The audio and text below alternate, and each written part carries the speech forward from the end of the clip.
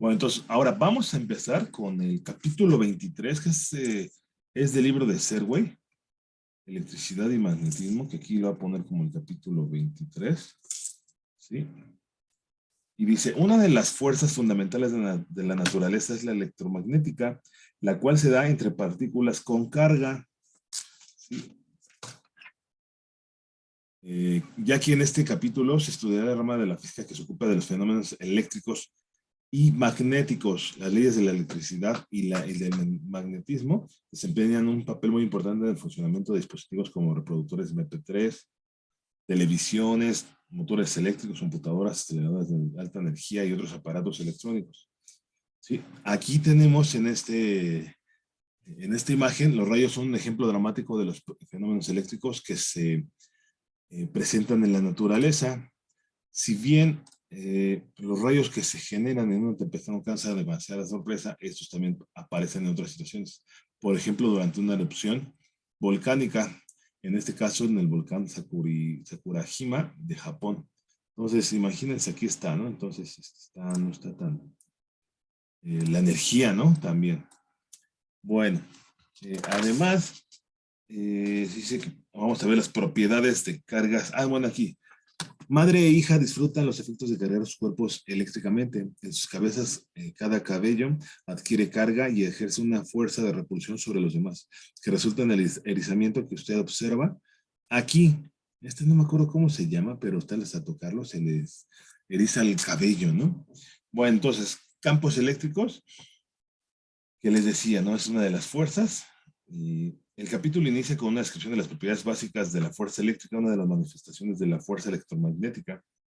Después vamos a ver la ley de Coulomb, el campo eléctrico, y eso lo vamos a ver poco a poco, ¿no?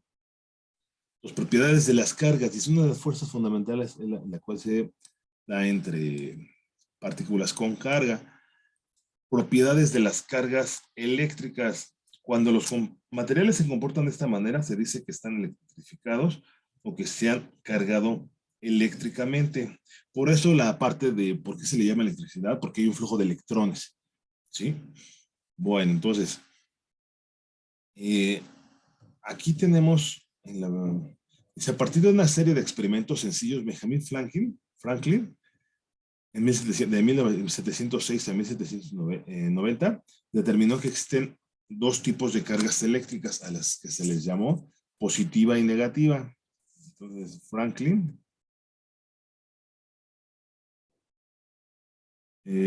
a las cargas positiva y negativa. Él fue el que empezó a ver eso, ¿no? Y ya desde el siglo XVIII, ¿no? Negativa. Los electrones tienen carga negativa y los electrones tienen carga negativa, entonces aquí es electrones, luego se le maneja como esto, o lo voy a poner como electrones, y estos son protones, ¿sí? Para comprobar la existencia de ambos tipos de carga, imagina una varilla rígida de hule que ha sido frotada. Como está aquí una varilla de hule con carga negativa suspendida por un hilo, es atraída por una varilla de vidrio con carga positiva. ¿Sí? Entonces aquí se puede agitar, que luego, por ejemplo, se puede hacer varilla de vidrio, también una regla, ¿no? De plástico. Y esta es de hule que está cargada negativamente, entonces se le acerca, va a ver una atracción. Esto fue lo que lo que encontró, ¿no? Ya que cuando se tienen cargas de un mismo signo, cargas, o le voy a poner aquí cargas de signo opuesto, que es el caso, este caso, opuesto, se atraen. Cargas del mismo signo,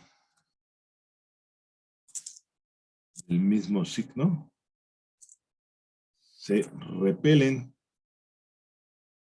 Se repelen como es el caso de la figura del inciso B, ¿sí? Bueno, entonces ahí.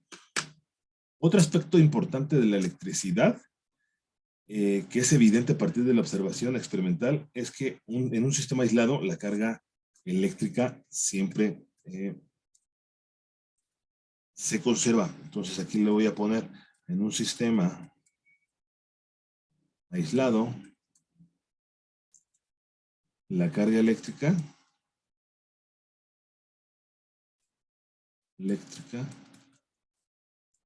siempre se conserva. Se conserva. Eso es importante tomarlo en cuenta, ¿no? Se conserva.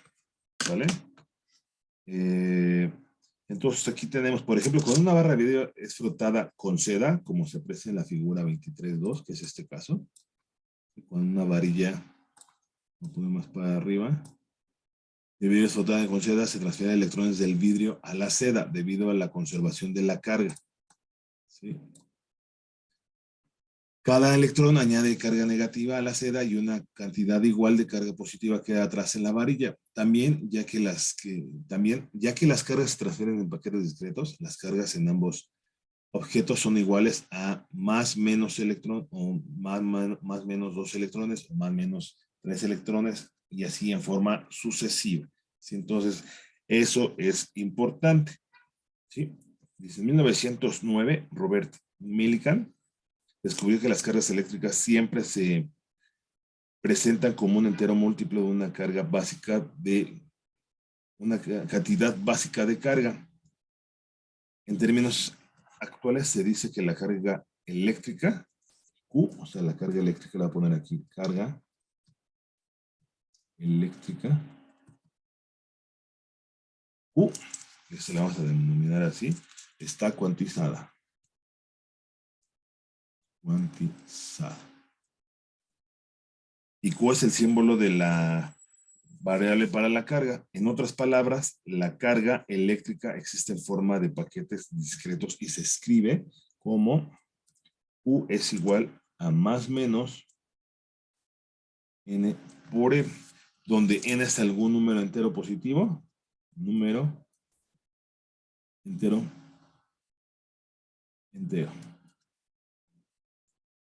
y E pues, es la de carga del electrón, ¿no? Otros experimentos del mismo periodo demostraron que el electrón tiene una carga menos, tiene una carga, esa es menos E, este es para el electrón,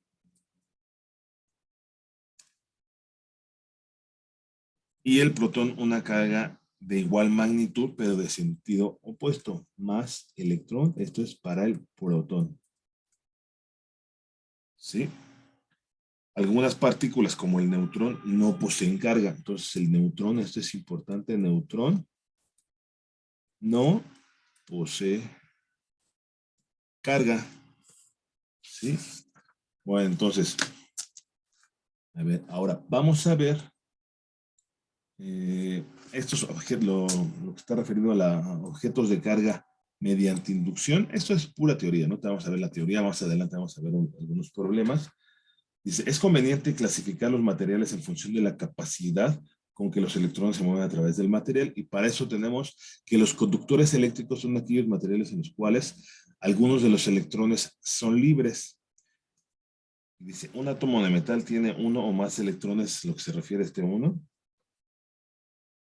más electrones exteriores como una unión débil al núcleo. Cuando se combinan muchos átomos para formar un metal, los electrones libres son electrones exteriores que no están unidos a ningún átomo y se mueven por el metal en una forma similar a como lo hacen las moléculas de gas en el interior de un recipiente. Bueno, entonces aquí están. No están unidos a átomos y pueden moverse con libertad a través del material. Los aislantes eléctricos son aquellos materiales en los cuales todos los electrones están unidos a átomos y no pueden moverse libremente a través del material. ¿Sí? Aquí en la figura 23.3 tenemos la carga de un objeto metálico mediante inducción, es decir, sin que un objeto toque a otro. Aquí tenemos esta, que es la inciso A, esfera metálica neutra con igual cantidad de cargas positivas y negativas. Ahora, el inciso B, ¿qué es lo que pasa? Lo voy a poner para arriba. El inciso B, al acercar una varilla de hule cargada, los electrones de la esfera neutra se distribuyen. ¿Por qué? Pues porque ya dijimos que cargas de signo opuesto se atraen, cargas de signo cadenas de signo, del mismo signo, se repelen, ¿no? Por eso acá están las de signo negativo, se repelen. Inciso C, al conectar la esfera a tierra, algunos de sus electrones se fugan a través del alambre a tierra. Ahora, inciso D, le voy a bajar esta imagen. Esta imagen yo creo que es sirve mucho. Sirve mucho, entonces al conectar la esfera a tierra, algunos de sus electrones se fugan a través del alambre a tierra. Inciso D, que es esta, al eliminar la conexión a la tierra, la esfera queda con demasiada carga positiva que no está distribuida de manera uniforme. ¿Sí? E inciso E, al retirar la varilla se distribuyen los electrones restantes y se tiene una distribución uniforme positiva neta sobre la esfera. También tenemos otros tipos de materiales, por ejemplo, como el vidrio. Materiales como el vidrio, el hule y la madera se incluyen en las categorías de aislantes eléctricos. Cuando estos materiales son frotados, solo la zona frotada se carga y las partículas con carga no pueden moverse hacia otras zonas de material. ¿Sí? En contraste, materiales como el cobre, el aluminio y la plata son buenos conductores eléctricos y también de energía. Cuando están con carga en alguna pequeña zona, la carga se distribuye de inmediato en toda la superficie del material. Una tercera clase de materiales son los semiconductores, cuyas propiedades eléctricas se ubican entre las correspondientes a los aislantes y a los conductores. El silicio y el germanio son ejemplos muy conocidos de materiales semiconductores de uso común en la fabricación de una gran diversidad de chips electrónicos utilizados en computadoras, teléfonos, celulares y estéreos. ¿Sí? Ahora, para comprender cómo se carga un conductor mediante inducción, vamos a imaginar una esfera. Bueno, esto es lo que les decía, ¿no? Esto es lo que está, la parte de inducción. Es inducción, es esta la parte de inducción. Por movimiento, que es lo que estábamos viendo, lo que les está explicando. Y ya. Sí, a ver, déjenme ver. Es aquí también ser, bueno. Un proceso similar a la inducción en los conductores se presenta en los materiales aislantes. En la mayoría de las moléculas neutras, el centro de la carga positiva coincide con el centro de la carga negativa. Sin embargo, que ahorita la vamos a ver acá, el objeto con carga de la izquierda induce una distribución de carga sobre la superficie de un material aislante debido a la realineación de las cargas en las moléculas.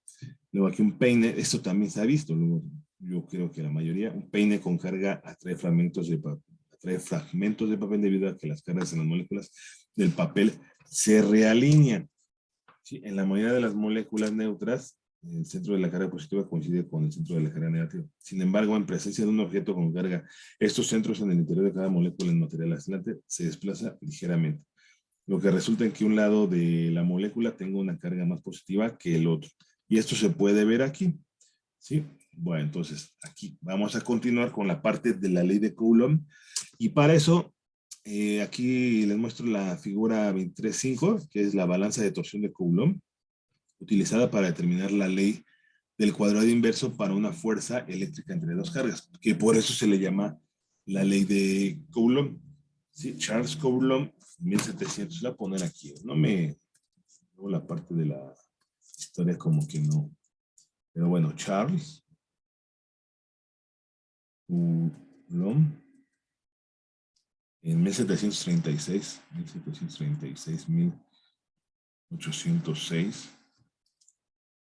midió las magnitudes de las fuerzas eléctricas entre objetos con carga para hacer usó la balanza de torsión que él mismo inventó. El principio de operación de la balanza de torsión es el mismo que el del aparato usado por Cavendish para medir la constante de la gravedad. Eso con esferas eléctricamente neutras desplazadas por esferas con carga. La fuerza eléctrica entre las esferas A y B, que son estas, tenemos dos esferas, provoca que se atraigan o se repelan. Y el movimiento resultante provoca que la fibra suspendida se tuerza. La fibra suspendida se tuerza gracias a que el momento de torsión el momento de torsión de recuperación de la fibra torcida es proporcional al ángulo de rotación de la fibra. Una lectura de este ángulo da una medida cuantitativa de la fuerza eléctrica de atracción o de repulsión. Una vez cargadas las esferas por flotación, la fuerza eléctrica entre ambas se vuelve muy grande en comparación con la atracción de la gravedad y por lo tanto es esta última fuerza, se puede ignorar. A partir de los experimentos de Coulomb, o sea, de esta parte de que se carga o no, se generalizan las propiedades de la fuerza eléctrica entre las dos partículas inmóviles con carga. Para ellos es el término carga puntual.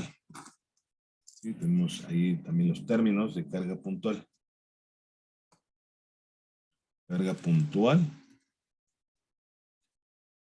que hace referencia a una partícula con carga de tamaño cero. El comportamiento eléctrico de electrones y protones queda muy bien descrito si se representa con cargas como cargas puntuales debido a observaciones experimentales.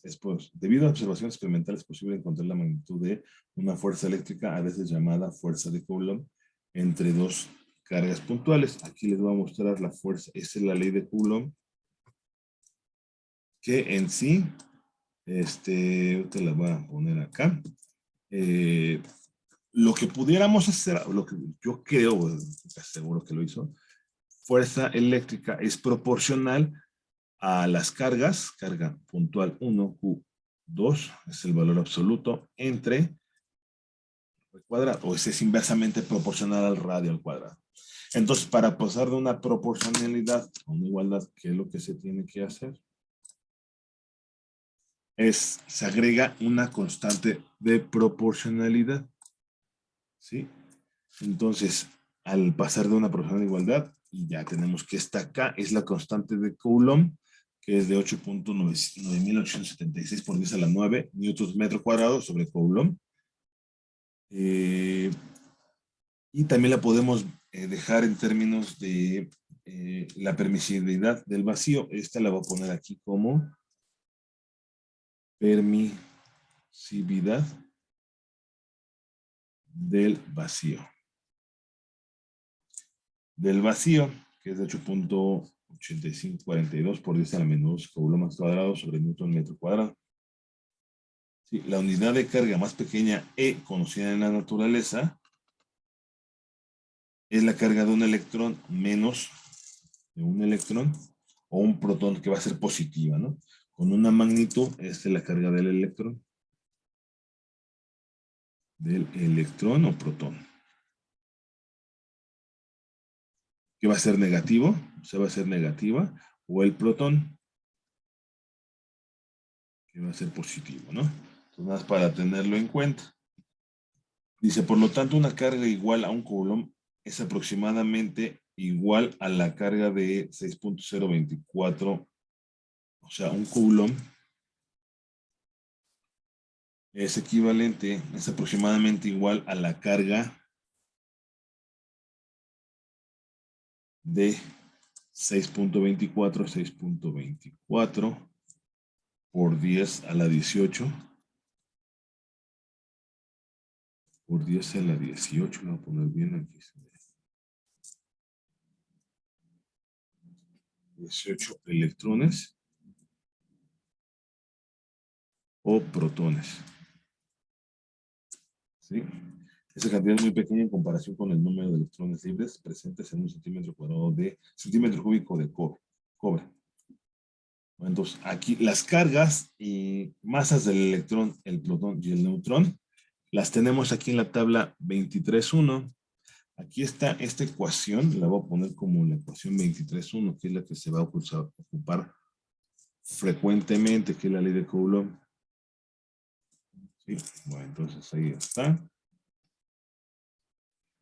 Partícula, electrón, menos 1.602 por 10 a la menos 19, ¿no? Masa 9.109 por 10 a la menos 31. Protón, ese mismo valor más que positivo. Y esta es la masa. Y el neutrón es carga, ¿cómo se llama? Neutra, no tiene carga. Entonces, y la masa es la misma masa del protón, ¿no? Bueno, entonces ahí vamos a ver ahora. A ver, déjenme ver. Aquí está, vamos a ver un ejemplo. Dice, ejemplo, el átomo de hidrógeno. El electrón y el protón de un átomo de hidrógeno están separados en promedio por una distancia de aproximadamente 5.3 por 10 a la 11 metros. Encuentre las magnitudes Encuentre las magnitudes de la fuerza eléctrica y la fuerza gravitacional entre las dos partículas. Aquí, ¿cómo lo hace? Vamos a ver, solución. Y aquí, pues, estrictamente como lo hace Felder, lo podríamos poner como conceptualizar. Dualizar.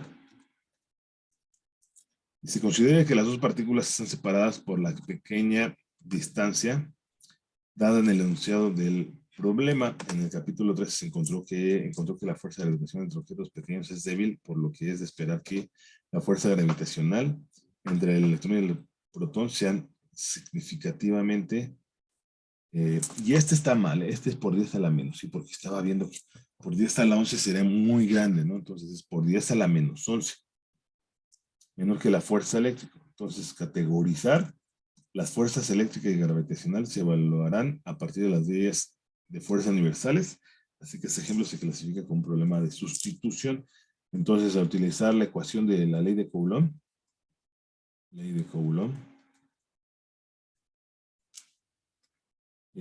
tenemos que F, fuerza eléctrica, es igual a KE por la carga, que va a ser el electrón, luego la del,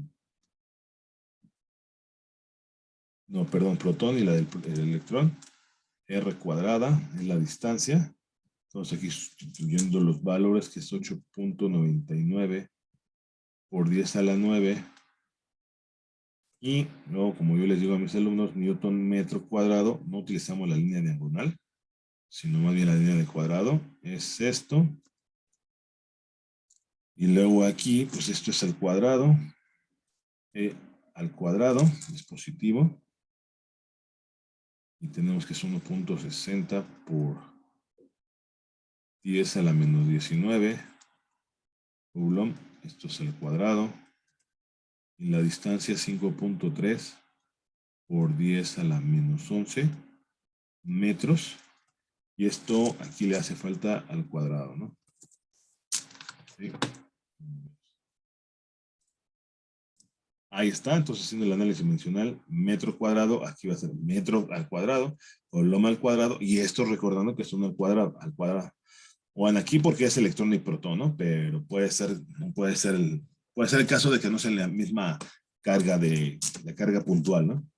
Entonces este es 8.2 por 10 a la menos 8. La fuerza gravitacional se tiene que FG, igual voy a poner así, lo voy a dejar así de color. G por la masa del electrón, por la masa del protón, entre el radio al cuadrado. Entonces ya también sustituyendo datos, la constante gravitacional es 6.67 por 10 a la menos 11 newtons metros cuadrados sobre kilogramo al cuadrado. Y luego la masa del electrón 9.11 por 10 a la menos 31, no, 31 kilogramos, son muy pequeñísimas. Y luego 1.67 por 10 a la menos 27 kilogramos. Entre, pues es la misma distancia, ¿no? 5.3 por 10 a la menos 11 metros. Y esto también al cuadrado.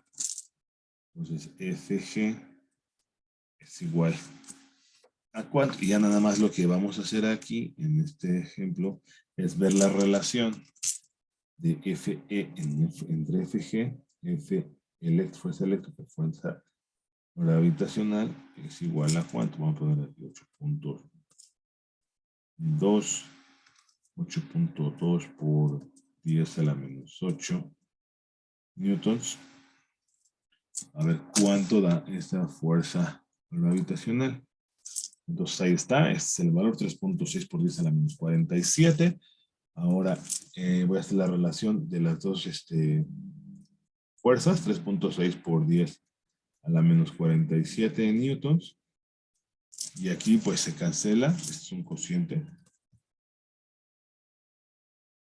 Fuerza eléctrica entre fuerza de gravedad es igual a cuánto, A mí me Aproximadamente dio 2.27 por 10 a la menos 55. 2.3, ¿no? Por 10 a la menos... No. 55. Este es 2.3 aproximadamente por 10 a la 39. Entonces, ¿cuál es más grande? Pues si lo pudiéramos ver, pues fuerza eléctrica es aproximadamente 2.3 por 10 a la 39, fuerza gravitacional. Entonces, por lo tanto, la fuerza gravitacional entre partículas atómicas con carga es despreciable cuando se compara con la fuerza eléctrica. Observe las similitudes entre la ley de Newton de gravitación universal y la ley de Coulomb de fuerzas eléctricas. Aparte de la magnitud, ¿cuál es la diferencia fundamental entre las dos fuerzas? Ay. Y bueno, el chiste es de que aquí pues es despreciable esta, ¿no? O sea, aquí la vemos. Esta es por 10 a la menos 47 y es por 10 a la menos 8. Es muy, muy grande. ¿Sí? Bueno, entonces ahí terminamos este ejemplo. Bueno, entonces cuando se relaciona con la ley de Coulomb, es necesario que la fuerza es una cantidad vectorial. Entonces aquí tenemos que la fuerza, F1, por ejemplo, en este caso, F1, 2 es cantidad vectorial. Por eso está la flechita arriba. Esto es lo que indica, ¿sí? Que deberá ser tratada como corresponde. La ley de Coulomb expresada en forma vectorial para una fuerza ejercida por una carga Q1 y Q2 sobre una segunda carga Q2 reescrita se escribe como esta, ¿sí? Y esta es la ecuación 23.6, que es la ecuación de la ley de Coulomb, forma vectorial de la ley de Coulomb. ¿Sí? ¿Qué quiere decir con los vectores? Pues que tiene dirección y sentido, ¿no? No nada más magnitud. Donde R1 es un vector unitario, vector unitario, dirigido de Q1 a Q2. Esto es dirigido de Q1 hacia Q2. ¿Sí? Como se puede observar en la figura. Entonces aquí es fuerza 1, 2. Estas porque son hacia afuera, porque son cargas positivas. Dijimos cargas del mismo signo, se repelen. Signo opuesto, se atraen. Se atraen. Por eso aquí las fuerzas vienen para acá, vienen para abajo. Sin embargo, aquí son de cargas distintas. Pues ahí lo tenemos, ¿no? Entonces nada más para tenerlo en cuenta. ¿Sí? ¿Qué más? La fuerza eléctrica ejercida por Q2 sobre Q1 es igual de magnitud, pero en sentido opuesto aquí, ¿no? El sentido, cuando son de cargas positivas. Fuerza 2.1. Por ejemplo, aquí lo que tenemos es que en este caso F1, 2 es igual a F menos 2.1. Si eso aclarando, si tienen el mismo valor de cargas, ¿eh? Si son de las mismas cargas, ya que F1, 2, también lo podemos ver así, más F2, 1, es igual a 0. Es equivalente, eso es equivalente a ambos. ¿Sí? Dice, por último, la ecuación 23.6, que es esta ecuación, es claro que si Q1 y Q2 son del mismo signo, como se ve en la figura 23, el mismo signo, el producto Q1, Q2 es positivo. Si Q1 y Q2 son de signos opuestos, como se muestra en la figura, esta figura de sobre, el producto Q1, Q2 es negativo. Eso nos indican la dirección relativa de la fuerza, pero no la dirección absoluta. ¿Sí? La dirección absoluta de la fuerza sobre una carga depende de la posición de la otra carga. Por ejemplo, si el eje de las X está a lo largo de las dos cargas, en esta figura, el producto Q1, Q2, en esta, será positivo, pero F1, 2 apunta hacia la dirección de más X y F2, 1 a la dirección de menos X. ¿Sí? Cuando hay más de dos cargas presentes, la fuerza que se ejerce entre cualquier par de cargas está dada por la ecuación 23.6. Más cargas se tiene que la fuerza, por ejemplo, F, esto también es importante, F21 más F31 más F41 y así sucesivamente, ¿no? Aquí puede haber más cargas, nada más para tenerlo en cuenta, ¿sí? Bueno, entonces ahí está. Ahora, vamos a ver, aquí ahora sí ya viene la cuestión importante de la aplicación de la ley de Coulomb, vectorialmente hablando, y es el ejemplo 23.2. Se encuentra la fuerza resultante. Considere tres cargas puntuales ubicadas en las esquinas de un triángulo rectángulo, como se muestra en la figura 23.7. La fuerza que ejerce, bueno, aquí, donde Q1 y Q2, al igual y aquí lo voy a poner. Lo voy a poner con azul. Esta es Q1, 5 microcoulombs, y esta es 5 microcoulombs, y esta es menos 2 microcoulombs, ¿sí? Entonces, les decía, aquí nada más voy a poner esto rápidamente, recordando un triángulo, y aquí tenemos, no sé, teta, entonces cateto opuesto, cateto adyacente, es la hipotenusa, ¿no? Entonces, por ejemplo, recordando que el seno de teta es igual coseno de teta, es igual, y la tangente de teta es igual a ¿qué? Ahí están. Entonces, las definiciones de seno de teta es igual a cateto opuesto sobre la hipotenusa, coseno de teta es igual a cateto adyacente entre la hipotenusa, tangente de teta es igual a seno de teta entre coseno de teta igual a cateto opuesto entre la cateto adyacente. Se cancelan las hipotenusas, ¿no? Entonces, ahí nada más nada más era de recordatorio. Dice conceptualizar, vamos a ver la solución. Este problema, ahorita lo vamos a ver con cuidado.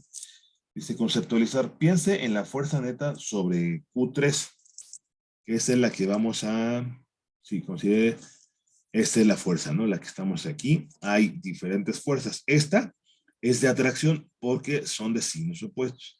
Estas es de, ¿cómo se llama? De repulsión, F1,3, F2,3 es de atracción, pero está en signo, bueno, en dirección negativa a X, ¿sí? Porque aquí, por ejemplo, que estuviera el origen, está en dirección negativa en X. O sea, aquí está en dirección positiva y ahí va a estar, ahí al igual puede estar metido un ángulo. Pero bueno, A es igual a 0.2. Entonces, ya que la carga Q3 está cerca de otras dos cargas, experimenta dos fuerzas eléctricas, que es esta y esta y esta, ¿no? Esto. Ya que sobre la carga Q3 ejercen dos fuerzas, este ejemplo se clasifica como un problema de suma vectorial. Sí, analizar las direcciones de las fuerzas individuales ejercidas por Q1 y Q2 sobre Q3 se muestran en esta figura. La fuerza 2,3 es esta fuerza 2,3 que ejerce Q2 sobre Q3 es de atracción porque Q2 y Q3 tienen signos opuestos. Era lo que les decía, ¿no? El sistema coordenado que se muestra en la figura, la fuerza de atracción F2,3, esa es a la izquierda, en la dirección X negativa, que era lo que les decía. Aquí, como si pusiéramos el eje coordenado aquí, ¿no? Como ubicado.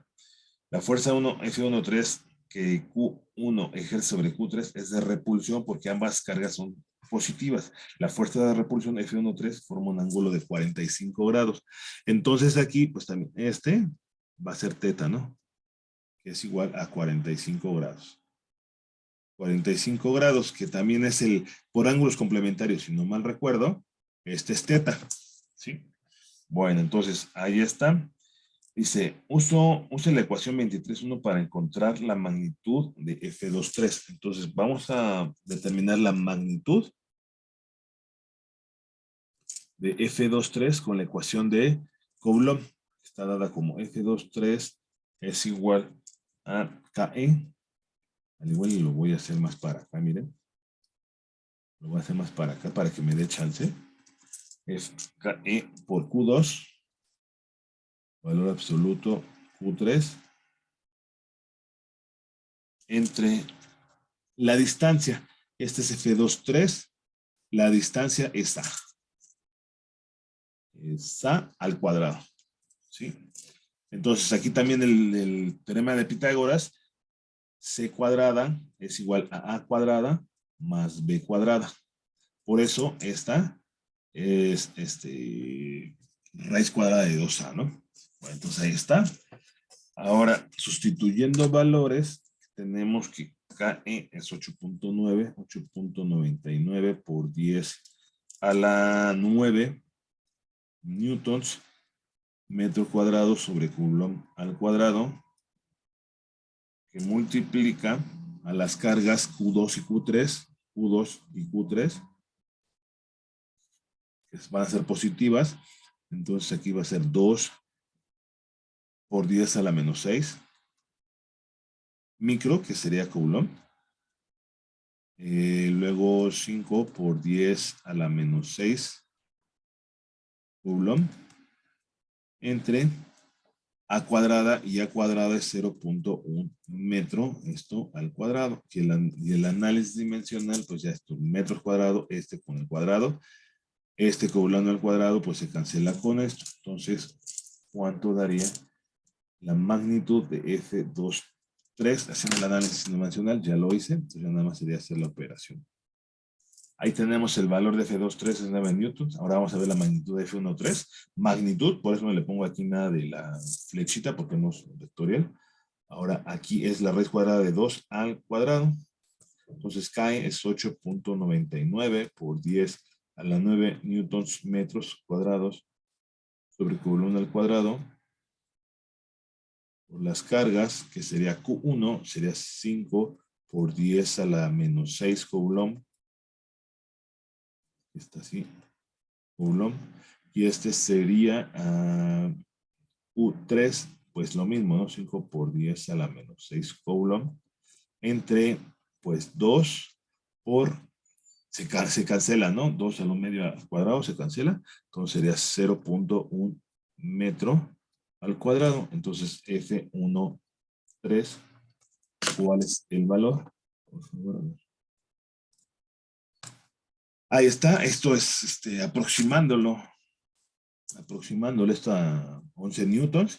Estas son las magnitudes. Entonces, ahorita voy a ver, déjenme ver tantito. Profesor. Bueno, entonces ahí están las magnitudes F23, F13, pero ahora vamos a encontrar las componentes, que eso es lo importante. Componentes de X y de Y de la fuerza F13. Y para eso les digo que estamos utilizando esta parte de los senos y cosenos principalmente. Entonces, en términos, aquí te les decía, este es teta, que es de 45 grados. Esta, que es teta, igual a 45. Ah, bueno, si no le voy a poner esa. No le voy a poner, ya es el mismo ángulo, ¿no?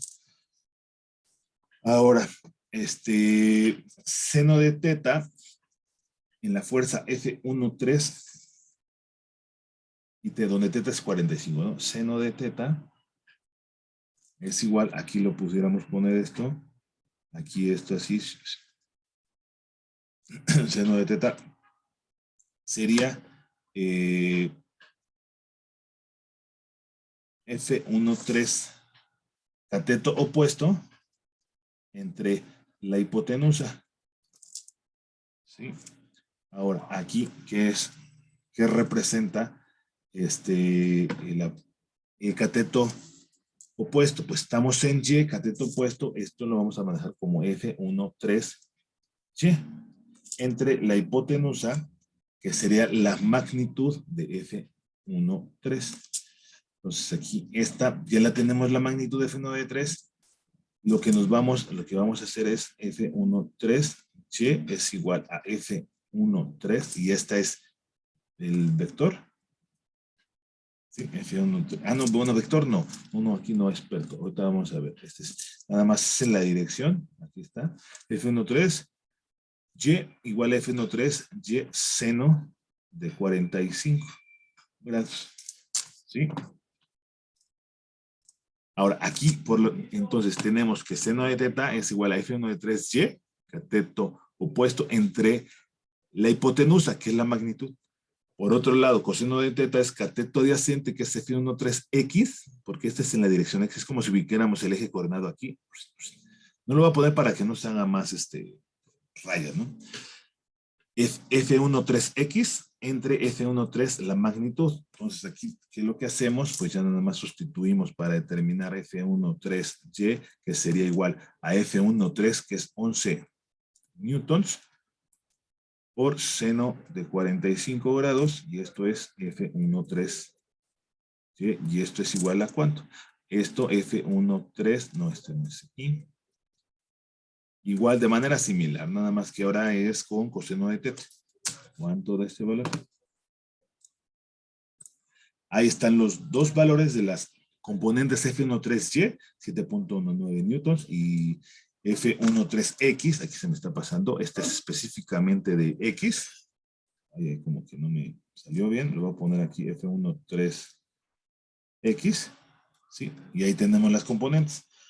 Entonces, dice, allá las componentes de la fuerza resultante que actúa sobre Q3, entonces F3, la fuerza resultante F3X es igual a F13X más F23X, ¿sí? F23X, vamos a ver F23X, ¿cuál es la F23X? Pues lo que vamos a ver, F13X es 7.9 newtons, más menos 9 newtons, y esto es F3X. Y a ver, ¿por qué? Aquí en la componente F23, pues nada más hay en dirección X, no hay dirección X y no hay dirección Y. Entonces, este valor de la magnitud de F23, si estuviera hacia la derecha sería positivo, pero como va en sentido opuesto al eje X, por eso es negativo. Entonces F3X es igual a menos 1.1 newtons, ¿sí? Ahora, por otro lado, F3Y es igual a F13Y más F23Y más F23Y. Pero aquí les digo que nada más hay para componente X y va en dirección negativa. F23Y no hay en componente X. Entonces esto, aquí nada más lo hace como ilustrativo. Entonces F3Y es igual, esto implica que F3Y es igual a F13Y, que es 7.9 newtons. Entonces estas son en principio las componentes que queremos. Ahorita vamos a ver cómo la maneja. Ahí está. Entonces, como vector F, no, este no lo voy a poner así, lo voy a poner con negro, F3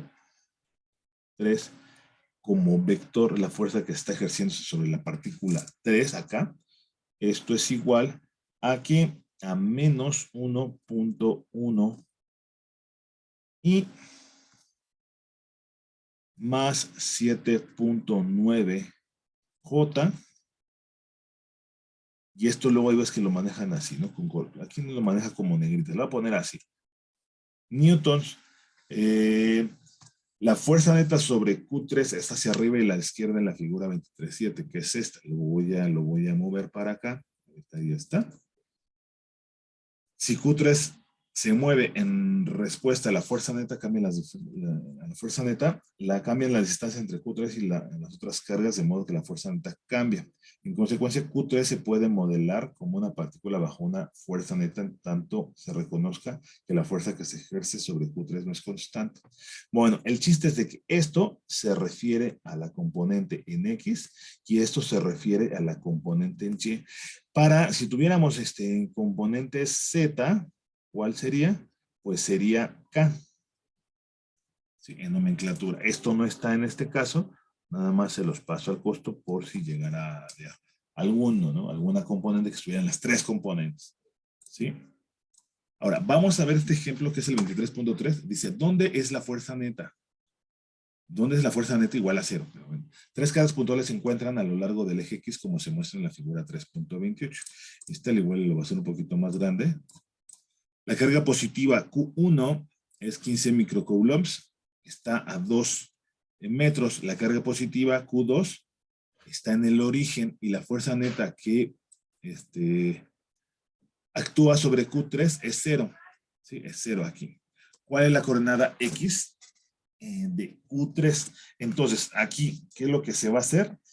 Dice, ya que Q3 está cerca de otras dos cargas, experimenta dos fuerzas eléctricas. Sin embargo, a diferencia del ejemplo anterior, en este ejemplo las fuerzas se encuentran a lo largo de la misma línea, como se indica en la figura 23.8. Entonces no tenemos nada de componentes en Y, ¿sí? Nada más esta es una fuerza para acá de atracción y para allá de atracción positiva, negativa. Y aquí es como si ubicáramos, bueno, aquí tenemos, otra vamos a ver, pero aquí está, ¿no? Entonces, como Q3 es negativa, mientras que Q1 y Q2 son positivas, las fuerzas 1, 3 y F2, 3 son de atracción, que era lo que les decimos. Les digo, ya que la fuerza neta sobre Q3 es 0, la carga puntual se modela como una partícula en equilibrio.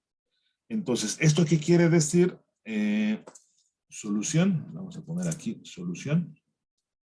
Se tiene, escribe una expresión para la fuerza neta sobre la carga Q3 cuando está en equilibrio. Entonces aquí la tenemos como vector F3 es igual de manera similar a lo que estábamos viendo. F23, este es vector, más F13, F23 más F13. Y esto ya sustituyendo la ley de Coulomb, esto va a ser F23 va a ser negativa, menos KE, Q2,